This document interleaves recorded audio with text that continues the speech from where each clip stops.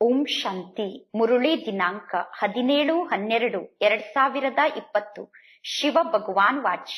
ಮಧುರ ಮಕ್ಕಳೇ, ಸದ್ಗುರು ಆಗಿರುವ ಪರಮಾತ್ಮ ತಂದೆ ಬಂದಿರುವುದೇ ನಿಮ್ಮ ಅದೃಷ್ಟವನ್ನು ಶ್ರೇಷ್ಠವಾಗಿ ರೂಪಿಸಲು.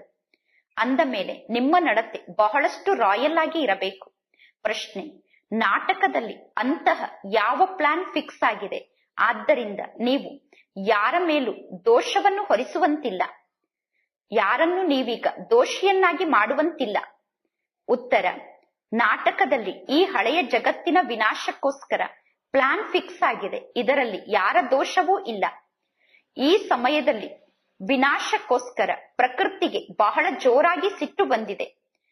ಈ ಸೃಷ್ಟಿಯ ವಿನಾಶಕ್ಕೋಸ್ಕರ ಈಗ ಪ್ರಕೃತಿಗೆ ಬಹಳ ಜೋರಾಗಿ ಸಿಟ್ಟು ಬಂದಿದೆ.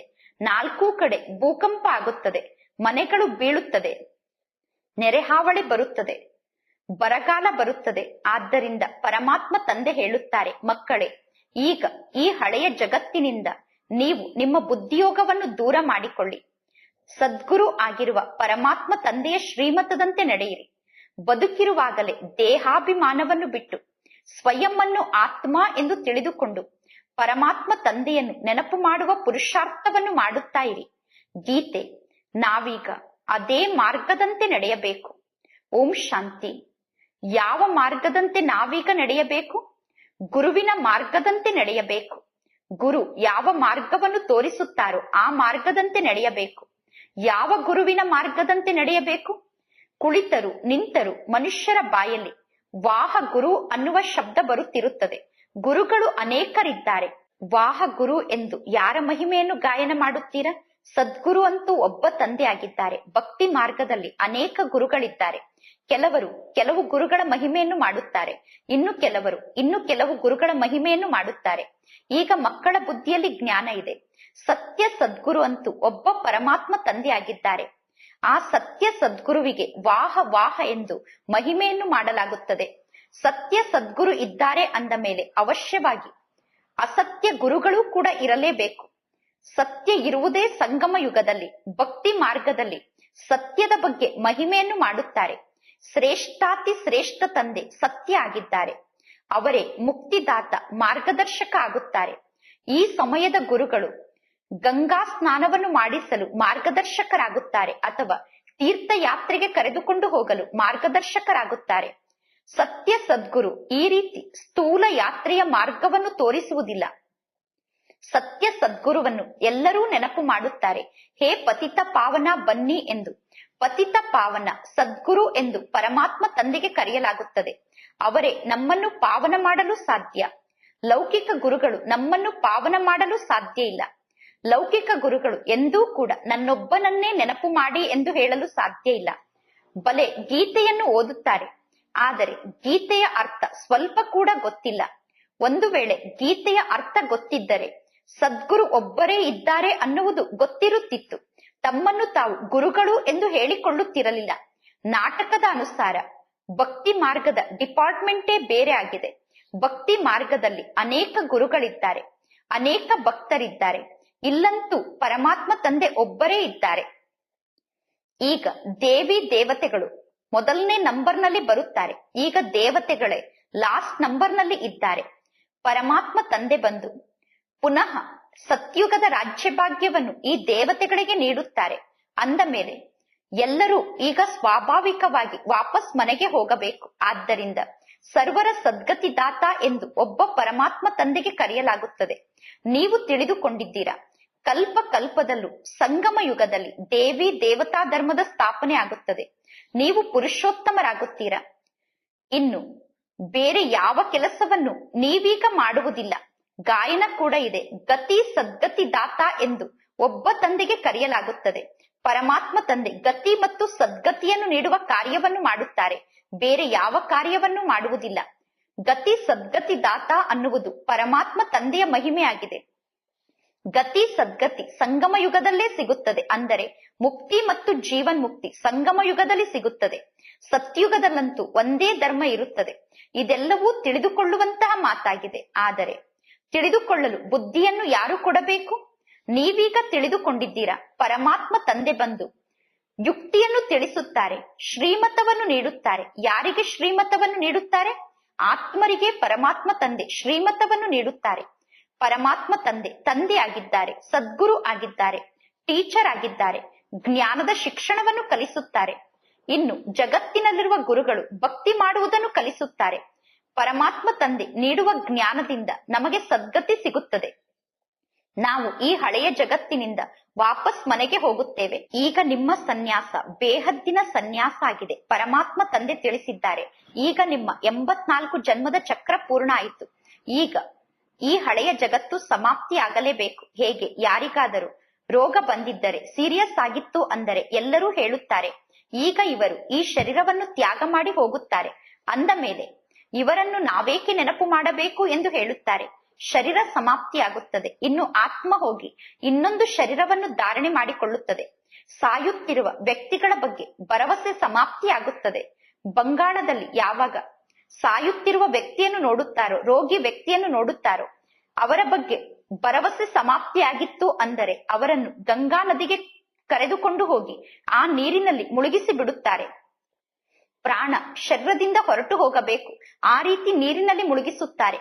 ಮೂರ್ತಿಯ ಪೂಜೆಯನ್ನು ಮಾಡಿ ನಂತರ ಗಂಗಾ ನದಿಯಲ್ಲಿ ಮುಳುಗಿಸಿ ಹೇಳುತ್ತಾರೆ, ಮುಳುಗಿ ಹೋಗು, ಮುಳುಗಿ ಹೋಗು ಎಂದು.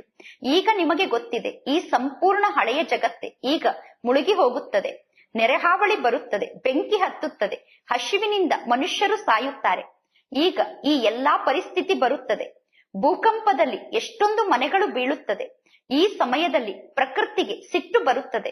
ಆಗ ಪ್ರಕೃತಿ ಎಲ್ಲವನ್ನೂ ಸಮಾಪ್ತಿ ಮಾಡುತ್ತದೆ. ಈಗ ಇಂತಹ ಪರಿಸ್ಥಿತಿ ಇಡೀ ಜಗತ್ತಿಗೂ ಬರಲೇಬೇಕು. ಅನೇಕ ಪ್ರಕಾರದಿಂದ ಸಾವು ಬರುತ್ತದೆ. ಬಾಂಬ್ಸ್ ನಲ್ಲಿ ವಿಷದ ಅನಿಲವನ್ನು ತುಂಬಿದ್ದಾರೆ. ಸ್ವಲ್ಪ ಆ ವಿಷದ ಅನಿಲದ ದುರ್ಗಂಧ ಬಂದರೂ ಸಾಕು, ಮನುಷ್ಯರು ಮೂರ್ಛಿತರಾಗಿ ಬಿಡುತ್ತಾರೆ. ಈಗ ಮಕ್ಕಳಿಗೆ ಗೊತ್ತಿದೆ ಜಗತ್ತಿನಲ್ಲಿ ಏನೇನು ಆಗುತ್ತದೆ ಎಂದು. ಈ ಎಲ್ಲಾ ಕಾರ್ಯವನ್ನು ಯಾರು ಮಾಡಿಸುತ್ತಿದ್ದಾರೆ? ಪರಮಾತ್ಮ ತಂದೆಯಂತೂ ವಿನಾಶದ ಕಾರ್ಯವನ್ನು ಮಾಡಿಸುತ್ತಿಲ್ಲ. ಇದೆಲ್ಲ ನಾಟಕದಲ್ಲಿ ಫಿಕ್ಸ್ ಆಗಿದೆ. ಯಾರ ಮೇಲೂ ದೋಷವನ್ನು ಹೊರಿಸುವಂತಿಲ್ಲ. ನಾಟಕದ ಪ್ಲಾನ್ ಇದೇ ರೀತಿ ಮಾಡಲ್ಪಟ್ಟಿದೆ. ಹಳೆಯ ಜಗತ್ತು ಪುನಃ ಅವಶ್ಯವಾಗಿ ಹೊಸ ಜಗತ್ತು ಆಗಲೇಬೇಕು. ಪ್ರಾಕೃತಿಕ ವಿಕೋಪ ಬರಲೇಬೇಕು, ವಿನಾಶ ಆಗಲೇಬೇಕು. ಈ ಹಳೆಯ ಜಗತ್ತಿನಿಂದ ಬುದ್ಧಿಯೋಗವನ್ನು ದೂರ ಮಾಡಿಕೊಳ್ಳಬೇಕು. ಇದಕ್ಕೆ ಬೇಹದ್ದಿನ ಸನ್ಯಾಸ ಎಂದು ಕರೆಯಲಾಗುತ್ತದೆ. ಈಗ ನೀವು ಹೇಳುತ್ತೀರಾ, ವಾಹ ಸದ್ಗುರು ವಾಹ ಎಂದು. ಸದ್ಗುರು ಈಗ ನಮಗೆ ಮಾರ್ಗವನ್ನು ತೋರಿಸಿದ್ದಾರೆ. ಮಕ್ಕಳಿಗೆ ಪರಮಾತ್ಮ ತಂದೆ ತಿಳಿಸುತ್ತಿದ್ದಾರೆ, ಈಗ ನೀವು ಪರಮಾತ್ಮ ತಂದೆಯ ನಿಂದನೆ ಆಗುವಂತಹ ಯಾವ ಕಾರ್ಯವನ್ನೂ ಮಾಡಬೇಡಿ. ತಂದೆಯ ನಿಂದನೆಯನ್ನು ಮಾಡಿಸುವಂತಹ ನಡತೆ ಈಗ ನಿಮ್ಮ ನಡತೆ ಆಗಿರಬಾರದು. ನೀವೀಗ ಇಲ್ಲಿ ಬದುಕಿರುವಾಗಲೇ ಸಾಯುತ್ತೀರಾ. ದೇಹವನ್ನು ಬಿಟ್ಟು ಸ್ವಯಂವನ್ನು ಆತ್ಮ ಎಂದು ತಿಳಿದುಕೊಳ್ಳುತ್ತೀರಾ. ದೇಹದಿಂದ ಭಿನ್ನಾಗಿ ಆತ್ಮ ಆಗಿ ಪರಮಾತ್ಮ ತಂದೆಯನ್ನು ನೆನಪು ಮಾಡಬೇಕು. ಈಗ ಬಹಳ ಚೆನ್ನಾಗಿ ಹೇಳುತ್ತೀರಾ, ವಾಹ ಸದ್ಗುರು ವಾಹ ಎಂದು. ಪಾರಲೌಕಿಕ ಸದ್ಗುರುವಿಗೆ ವಾಹ ವಾಹ ಎಂದು ಮಹಿಮೆಯನ್ನು ಮಾಡಲಾಗುತ್ತದೆ. ಲೌಕಿಕದಲ್ಲಿ ಗುರುಗಳು ಅನೇಕರಿದ್ದಾರೆ, ಸದ್ಗುರು ಅಂತೂ ಒಬ್ಬರೇ ಇದ್ದಾರೆ. ಅವರೇ ಸತ್ಯ ಸತ್ಯ ಸದ್ಗುರು ಆಗಿದ್ದಾರೆ. ಭಕ್ತಿ ಮಾರ್ಗದಲ್ಲಿ ಸದ್ಗುರುವಿನ ಹೆಸರನ್ನು ಹೇಳುತ್ತಾ ಬಂದಿದ್ದಾರೆ. ಇಡೀ ಸೃಷ್ಟಿಗೂ ಪರಮಾತ್ಮ ತಂದೆ ಒಬ್ಬರೇ ಇದ್ದಾರೆ. ಹೊಸ ಸೃಷ್ಟಿಯ ಸ್ಥಾಪನೆ ಹೇಗೆ ಆಗುತ್ತದೆ ಅನ್ನುವುದು ಯಾರಿಗೂ ಗೊತ್ತಿಲ್ಲ. ಶಾಸ್ತ್ರದಲ್ಲಿ ತೋರಿಸುತ್ತಾರೆ, ಪ್ರಳಯ ಆಯಿತು, ನಂತರ ಆಲದ ಎಲೆಯ ಮೇಲೆ ಶ್ರೀಕೃಷ್ಣ ಬಂದರು ಎಂದು. ಈಗ ನಿಮಗೆ ಗೊತ್ತಿದೆ, ಆಲದ ಎಲೆಯ ಮೇಲೆ ಕೃಷ್ಣ ಹೇಗೆ ಬರಲು ಸಾಧ್ಯ? ಕೃಷ್ಣನ ಮಹಿಮೆಯನ್ನು ಮಾಡುವುದರಿಂದ ಏನೂ ಲಾಭ ಆಗುವುದಿಲ್ಲ. ಈಗ ನೀವು ಏರುವ ಕಲೆಗೆ ಹೋಗುವುದಕ್ಕೋಸ್ಕರ ಸದ್ಗುರುವಿನ ಬಳಿ ಬಂದಿದ್ದೀರಾ. ಈಗ ಸದ್ಗುರು ನಿಮಗೆ ಸಿಕ್ಕಿರುವುದೇ ನಿಮ್ಮನ್ನು ಏರುವ ಕಲೆಗೆ ಕರೆದುಕೊಂಡು ಹೋಗುವುದಕ್ಕೋಸ್ಕರ. ಹೇಳುತ್ತಾರೆ ತಾನೆ, ಏರುವ ಕಲೆಯಿಂದ ಸರ್ವರ ಕಲ್ಯಾಣ ಎಂದು. ಆತ್ಮಿಕ ತಂದೆ ಆತ್ಮರಿಗೆ ಕುಳಿತು ಜ್ಞಾನವನ್ನು ತಿಳಿಸುತ್ತಾರೆ. 84 ಜನ್ಮವನ್ನು ಆತ್ಮವೇ ಪಡೆದುಕೊಂಡಿದೆ. ಪ್ರತಿಯೊಂದು ಜನ್ಮದಲ್ಲೂ ನಾಮ ರೂಪ ಎರಡೂ ಬದಲಾಗುತ್ತದೆ. ಇಂತಹ ವ್ಯಕ್ತಿ 84 ಜನ್ಮವನ್ನು ಪಡೆದುಕೊಂಡಿದ್ದಾರೆ ಎಂದು ಹೇಳಲು ಆಗುವುದಿಲ್ಲ. ಇಲ್ಲ, ಆತ್ಮ 84 ಜನ್ಮವನ್ನು ಪಡೆದುಕೊಳ್ಳುತ್ತದೆ. ಪ್ರತಿ ಜನ್ಮದಲ್ಲೂ ಶರೀರ ಬದಲಾಗುತ್ತಿರುತ್ತದೆ. ನಿಮ್ಮ ಬುದ್ಧಿಯಲ್ಲಿ ಈ ಎಲ್ಲಾ ಮಾತಿನ ಜ್ಞಾನ ಇದೆ. ಸಂಪೂರ್ಣ ಜ್ಞಾನ ಬುದ್ಧಿಯಲ್ಲಿರಬೇಕು. ಯಾರೇ ಬಂದರೂ ಅವರಿಗೆ ಜ್ಞಾನದ ಶಿಕ್ಷಣವನ್ನು ಕಲಿಸಬೇಕು. ಆದಿಯಲ್ಲಂತೂ ದೇವಿ ದೇವತೆಗಳ ರಾಜ್ಯ ಇತ್ತು. ಮಧ್ಯದಲ್ಲಿ ರಾವಣನ ರಾಜ್ಯ ಪ್ರಾರಂಭ ಆಯಿತು. ಏಣಿಯನ್ನು ಇಳಿಯುತ್ತಾ ಇರುತ್ತೀರಾ. ಸತ್ಯುಗದಲ್ಲಿ ಹೇಳಲಾಗುತ್ತದೆ ಸತೋ ಪ್ರಧಾನ ದೇವತೆಗಳು ಎಂದು. ಸತೋ ಪ್ರಧಾನರಿಂದ ನಂತರ ಸತೋ ರಜೋ ತಮೋದಲ್ಲಿ ಬರಲೇಬೇಕು. ಕೆಳಗಡೆ ಇಳಿಯುತ್ತಾ ಹೋಗುತ್ತೀರಾ, ಚಕ್ರ ತಿರುಗುತ್ತಿರುತ್ತದೆ. ಕೆಲವರು ಹೇಳುತ್ತಾರೆ, ಬಾಬಾ 84 ಜನ್ಮದ ಚಕ್ರದಲ್ಲಿ ನಮ್ಮನ್ನು ಏಕೆ ಕರೆದುಕೊಂಡು ಬಂದರು? ಪರಮಾತ್ಮ ತಂದೆಗೆ ನಮ್ಮನ್ನು 84 ಜನ್ಮದಲ್ಲಿ ಕರೆದುಕೊಂಡು ಬರುವ ಅವಶ್ಯಕತೆ ಏನಿತ್ತು ಎಂದು ಹೇಳುತ್ತಾರೆ. ಪರಮಾತ್ಮ ತಂದೆ ಹೇಳುತ್ತಾರೆ, ಈ ಸೃಷ್ಟಿ ಚಕ್ರ ಅನಾದಿಯಿಂದ ಮಾಡಲ್ಪಟ್ಟಿದೆ. ಈ ನಾಟಕದ ಚಕ್ರದ ಆದಿ ಮಧ್ಯ ಅಂತ್ಯವನ್ನು ಅರ್ಥ ಮಾಡಿಕೊಳ್ಳಬೇಕು. ಮನುಷ್ಯರಾಗಿ ನಾಟಕದ ಚಕ್ರದ ಬಗ್ಗೆ ತಿಳಿದುಕೊಳ್ಳಲಿಲ್ಲ ಅಂದರೆ ಅವರು ನಾಸ್ತಿಕರೇ ಆಗಿದ್ದಾರೆ. ನಾಟಕದ ಚಕ್ರದ ಬಗ್ಗೆ ತಿಳಿದುಕೊಳ್ಳುವುದರಿಂದ ನಿಮಗೆ ಎಷ್ಟು ಶ್ರೇಷ್ಠ ಪದವಿ ಸಿಗುತ್ತದೆ. ಈ ಶಿಕ್ಷಣ ಬಹಳಷ್ಟು ಶ್ರೇಷ್ಠ ಶಿಕ್ಷಣ ಆಗಿದೆ. ದೊಡ್ಡ ಪರೀಕ್ಷೆಯಲ್ಲಿ ಪಾಸ್ ಆದವರಿಗೆ ಮನಸ್ಸಿನಲ್ಲಿ ಖುಷಿ ಇರುತ್ತದೆ, ನಾನು ಬಹಳ ದೊಡ್ಡ ಪದವಿಯನ್ನು ಪಡೆದುಕೊಳ್ಳುತ್ತೇನೆ ಎಂದು. ನಿಮಗೆ ಗೊತ್ತಿದೆ, ಲಕ್ಷ್ಮೀ ನಾರಾಯಣರು ಪೂರ್ವ ಜನ್ಮದಲ್ಲಿ ಈ ರೀತಿ ಶಿಕ್ಷಣವನ್ನು ಕಲಿತು ಮನುಷ್ಯರಿಂದ ದೇವತೆ ಆಗಿದ್ದಾರೆ ಎಂದು. ಈ ಶಿಕ್ಷಣದಿಂದ ಈಗ ರಾಜಧಾನಿ ಸ್ಥಾಪನೆ ಆಗುತ್ತಾ ಇದೆ. ಶಿಕ್ಷಣದಿಂದ ಎಷ್ಟು ಶ್ರೇಷ್ಠ ಪದವಿ ಸಿಗುತ್ತದೆ. ಇದು ಆಶ್ಚರ್ಯದ ಮಾತು ತಾನೆ. ಇಷ್ಟೆಲ್ಲಾ ದೊಡ್ಡ ದೊಡ್ಡ ಮಂದಿರವನ್ನು ನಿರ್ಮಾಣ ಮಾಡುತ್ತಾರೆ ಅಥವಾ ದೊಡ್ಡ ದೊಡ್ಡ ವಿದ್ವಾನರು ಇದ್ದಾರೆ. ಅವರನ್ನು ನೀವು ಕೇಳಬೇಕು, ಸತ್ಯುಗದ ಆದಿಯಲ್ಲಿ ಇವರು ಹೇಗೆ ಜನ್ಮವನ್ನು ಪಡೆದುಕೊಂಡರು ಎಂದು. ವಿದ್ವಾನರು ಕೂಡ ಲಕ್ಷ್ಮೀ ನಾರಾಯಣರ ಜನ್ಮದ ಬಗ್ಗೆ ತಿಳಿಸಲು ಸಾಧ್ಯ ಇಲ್ಲ. ನಿಮಗೆ ಗೊತ್ತಿದೆ, ಗೀತೆಯಲ್ಲಿರುವಂತಹ ರಾಜಯೋಗವನ್ನು ಪರಮಾತ್ಮ ತಂದೆ ನಮಗೆ ಕಲಿಸುತ್ತಿದ್ದಾರೆ. ಗೀತೆಯನ್ನು ಓದುತ್ತಾ ಬಂದಿದ್ದಾರೆ. ಆದರೆ ಗೀತೆಯನ್ನು ಓದುವುದರಿಂದ ಏನೂ ಲಾಭ ಆಗಿಲ್ಲ. ಈಗ ಪರಮಾತ್ಮ ತಂದೆ ಕುಳಿತು ನಮಗೆ ಜ್ಞಾನವನ್ನು ತಿಳಿಸುತ್ತಿದ್ದಾರೆ. ನೀವು ಹೇಳುತ್ತೀರಾ, ಬಾಬಾ ನಾವು 5000 ವರ್ಷದ ಮೊದಲು ಕೂಡ ನಿಮ್ಮ ಜೊತೆ ಮಿಲನವನ್ನು ಮಾಡಿದ್ದೆವು. ಏಕೆ ಮಿಲನ ಮಾಡಿದ್ದೆವು? ಸ್ವರ್ಗದ ಆಸ್ತಿಯನ್ನು ಪಡೆದುಕೊಳ್ಳಲು, ಲಕ್ಷ್ಮೀ ನಾರಾಯಣ ಆಗುವುದಕ್ಕೋಸ್ಕರ ನಿಮ್ಮ ಜೊತೆ ಮಿಲನವನ್ನು ಮಾಡಿದ್ದೆವು. ಕೆಲವರು ಬಾಲಕರು ತಂದೆಯ ಬಳಿ ಬರುತ್ತಾರೆ, ಕೆಲವರು ದೊಡ್ಡವರು ಅಂದರೆ ಯುವಕರು ಬರುತ್ತಾರೆ, ಕೆಲವರು ವೃದ್ಧರು ಬರುತ್ತಾರೆ. ಅಂದ ಮೇಲೆ ಅವಶ್ಯವಾಗಿ ಶಿಕ್ಷಣವನ್ನು ಕಲಿಯಲು ಬರುತ್ತಾರೆ. ಶಿಕ್ಷಣವನ್ನು ಕಲಿತು ದೇವತೆ ಆಗುತ್ತಾರೆ. ಗುರಿ ಉದ್ದೇಶ ಅಂತೂ ಇಲ್ಲಿ ಇದೆ. ಸತ್ಯನಾರಾಯಣನ ಸತ್ಯ ಕಥೆ ಇದಾಗಿದೆ. ನೀವೀಗ ತಿಳಿದುಕೊಂಡಿದ್ದೀರಾ. ರಾಜಧಾನಿ ಸ್ಥಾಪನೆ ಆಗುತ್ತಾ ಇದೆ. ಯಾರು ಚೆನ್ನಾಗಿ ಜ್ಞಾನವನ್ನು ಅರ್ಥ ಮಾಡಿಕೊಳ್ಳುತ್ತಾರೋ ಅವರಿಗೆ ಆಂತರ್ಯದಲ್ಲಿ ಖುಷಿ ಇರುತ್ತದೆ. ಪರಮಾತ್ಮ ತಂದೆ ಕೇಳುತ್ತಾರೆ, ರಾಜ್ಯವನ್ನು ಪಡೆದುಕೊಳ್ಳುವ ಸಾಹಸ ನಿಮ್ಮಲ್ಲಿ ಇದೆ ತಾನೆ ಎಂದು. ಯಾವಾಗ ತಂದೆ ರಾಜ್ಯವನ್ನು ಪಡೆದುಕೊಳ್ಳುವ ಸಾಹಸ ಇದೆಯಾ ಎಂದು ಮಕ್ಕಳನ್ನು ಕೇಳುತ್ತಾರೋ ಆಗ ಮಕ್ಕಳು ಹೇಳುತ್ತಾರೆ, ಹೌದು ಬಾಬಾ, ನಾವು ಓದುತ್ತಿರುವುದೇ ನರನಿಂದ ನಾರಾಯಣ ಆಗಲು. ನಮಗೆ ಏಕೆ ಸಾಹಸ ಇಲ್ಲ? ನಮಗೆ ಅವಶ್ಯವಾಗಿ ರಾಜ್ಯವನ್ನು ಪಡೆದುಕೊಳ್ಳುವ ಸಾಹಸ ಇದೆ ಎಂದು ಮಕ್ಕಳು ಹೇಳುತ್ತಾರೆ. ಇಷ್ಟು ಸಮಯದಿಂದ ನಾವು ಸ್ವಯಂವನ್ನು ದೇಹ ಎಂದು ತಿಳಿದುಕೊಂಡು ಕುಳಿತಿದ್ದೆವು. ಈಗ ಪರಮಾತ್ಮ ತಂದೆ ನಮಗೆ ಸತ್ಯ ಮಾರ್ಗವನ್ನು ತೋರಿಸಿದ್ದಾರೆ. ಆತ್ಮ ಅಭಿಮಾನಿ ಆಗುವ ಮಾತಿನಲ್ಲಿ ಪರಿಶ್ರಮದ ಅನುಭವ ಆಗುತ್ತದೆ. ಗಳಿಗೆ ಗಳಿಗೆಗೂ ಸ್ವಯಂನ ದೇಹದ ಹೆಸರು ರೂಪದಲ್ಲಿ ಸಿಕ್ಕಿ ಹಾಕಿಕೊಳ್ಳುತ್ತಾರೆ. ಪರಮಾತ್ಮ ತಂದೆ ತಿಳಿಸುತ್ತಾರೆ, ಈ ಹೆಸರು ರೂಪದಿಂದ ಭಿನ್ನ ಆಗಬೇಕು.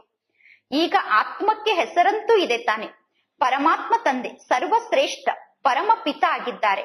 ಲೌಕಿಕ ತಂದೆಗೆ ಪರಮ ಪಿತ ಎಂದು ಕರೆಯುವುದಿಲ್ಲ. ಪರಮ ಅನ್ನುವ ಅಕ್ಷರವನ್ನು ಒಬ್ಬ ಪರಮಾತ್ಮ ತಂದೆಗೆ ನೀಡಲಾಗುತ್ತದೆ. ವಾಹ ಗುರು ಎಂದು ಶಿವ ತಂದೆಗೆ ಹೇಳಲಾಗುತ್ತದೆ.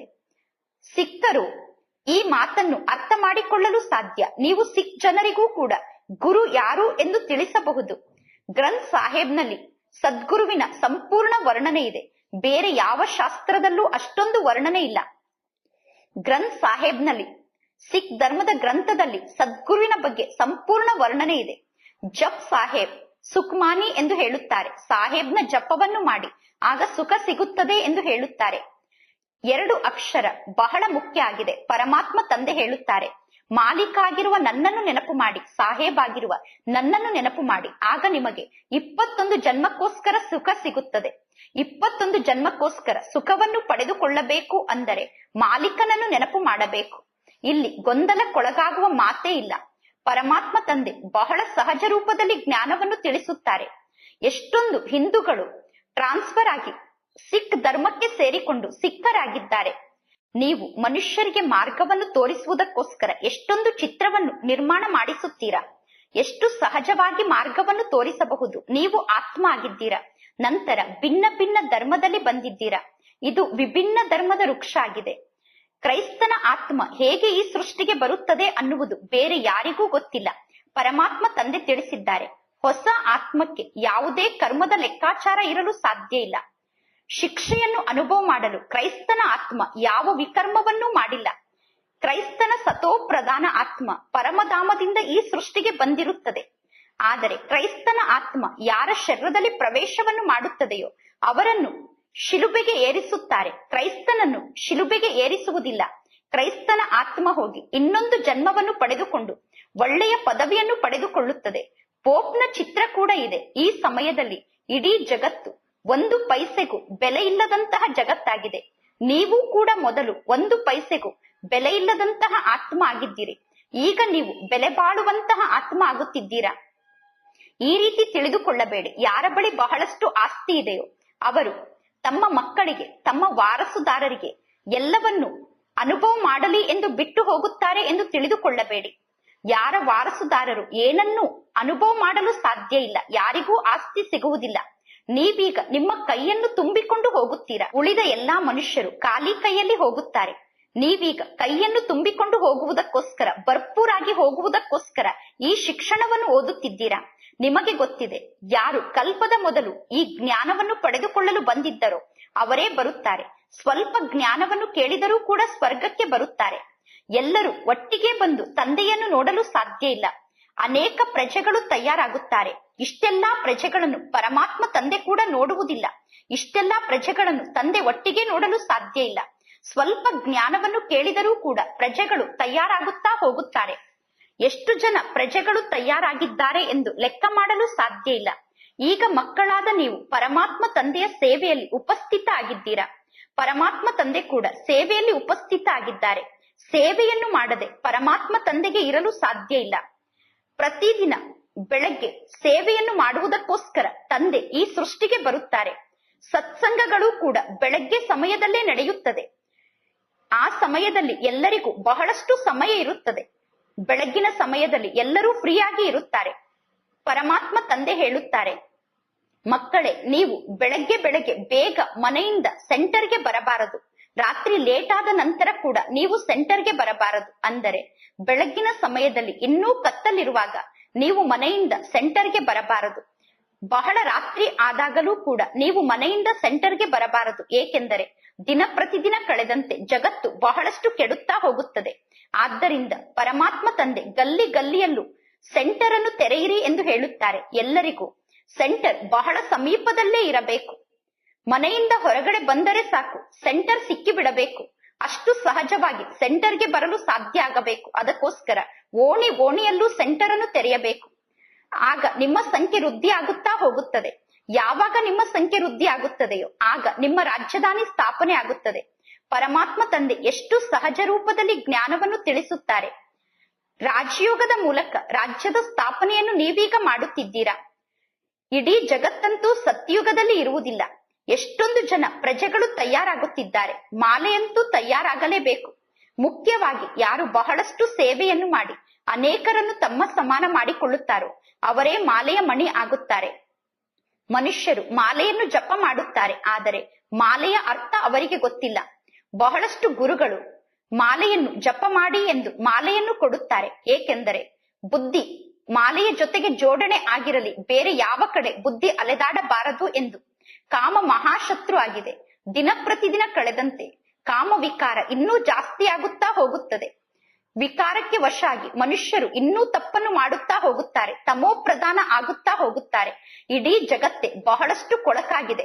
ಬಹಳಷ್ಟು ಮಕ್ಕಳು ಪರಮಾತ್ಮ ತಂದೆಗೆ ಹೇಳುತ್ತಾರೆ, ಬಾಬಾ, ನಮಗೆ ಈ ಜಗತ್ತಿನಲ್ಲಿ ಸಾಕಾಗಿ ಬಿಟ್ಟಿದೆ, ಬೇಗ ಸತ್ಯುಗಕ್ಕೆ ಕರೆದುಕೊಂಡು ಹೋಗಿ ಎಂದು. ಪರಮಾತ್ಮ ತಂದೆ ಹೇಳುತ್ತಾರೆ, ಧೈರ್ಯವಾಗಿ ಇರಿ, ಸ್ಥಾಪನೆ ಆಗಲೇಬೇಕು. ಇದಂತೂ ಗ್ಯಾರಂಟಿ ಆಗಿದೆ.